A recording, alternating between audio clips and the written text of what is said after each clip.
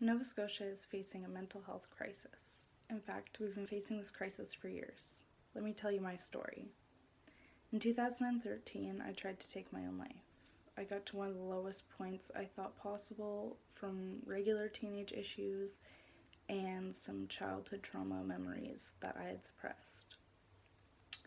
On the day I tried to take my life, I went to the hospital, and I, like many others, was there for a few hours and then sent home. I was sent home with a referral. However, the referral only put me on a wait list of no shorter than 5-6 months to have my initial appointment to see what treatment option would be best for me. Lucky for me, I was able to wait, and my story isn't over yet, but many other Nova Scotians aren't able to wait. 4 out of 5 people who visit the emergency rooms with a mental health complaint in Nova Scotia will be sent home. Because of these practices, more people are left alone with no resources and no help, and unfortunately, they end up losing the battle with mental illness. If someone was suffering from a heart attack, they wouldn't be sent home from a hospital. However, when people go into the hospital suffering from suicidal thoughts, they're sent home in just a few hours. Anthony Noss of Dartmouth is one of the victims of being sent home after having an emergency with mental health. He lost his battle with mental health in November of 2018. Anthony went to the emergency room in Halifax and was sent home just hours later.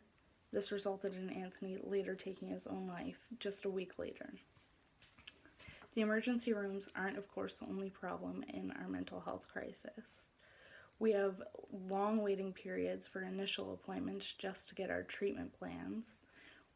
We have a shortage on not only doctors but specialists, psychiatrists specifically.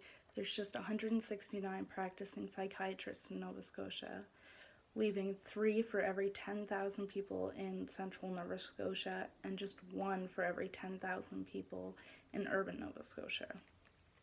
The urban areas of Nova Scotia have almost a year-long wait for each initial appointment. Obviously, this is a big issue. You wouldn't leave someone who's diabetic to wait a year to get insulin, but we're leaving people with mental illness years to get the medication that they need to help them survive.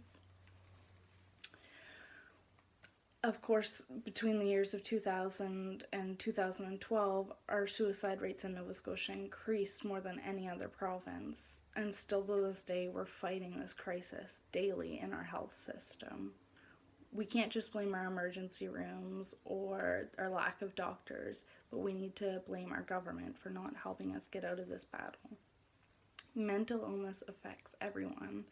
How many lives must it take before we can finally make a change? Thank you.